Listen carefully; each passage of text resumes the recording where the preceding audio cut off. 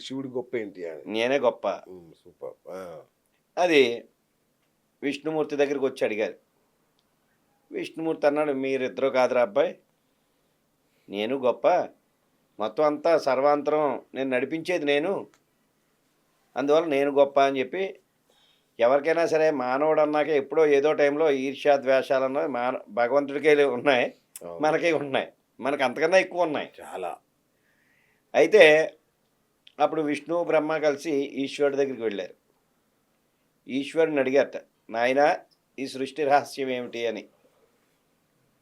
"మీరిద్దరూ కాదయ్యా, నా లింగ రూపాన్ని నేను ఉద్భవిస్తాను.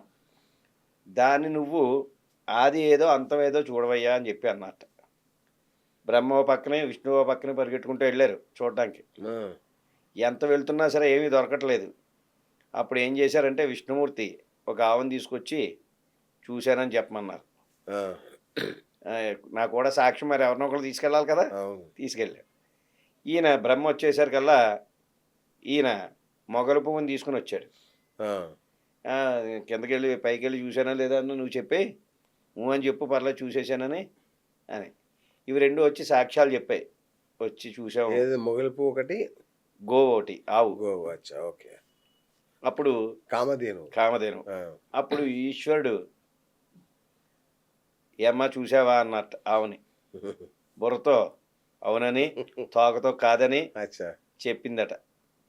చెప్పేసరికల్లా అప్పుడు నీకు అబద్ధం చెప్పినందుకు ముఖానికి ఎవరు పూజ చేయరు నీకు, వెనక భాగమే పూజ చేస్తారని చెప్పి బా! అప్పటినుంచి కూడా తోక దగ్గరే పూజ చేస్తారు ఎక్కువ. అవును. అవును. మొగలి పువ్వు వచ్చేసరికల్లా, "అయ్యా కూడా తీసుకెళ్ళారు, నేను కూడా చూశానండి బాబయ్య" అని అబద్ధం చెప్పింది. అవును. చెప్పేసరికల్లా అప్పుడు ఆవిడకి ఆ మొగలి పువ్వుకి చెప్పారట, "నువ్వు ఏ పూజకి పని చేయవు చూడడానికే తప్ప" అని చెప్పి. బా! ఆ! అప్పటినుంచి కూడా అది పూజకి పనిచేయదు. మొగలి పువ్వు పూజకు పనికిరాదు. ఆ తరువాత ఈ యొక్క లింగోద్భవ కాలం ఉద్భవించింది ఆ సమయం కనుక దాన్ని మహాశివరాత్రి అన్నారు.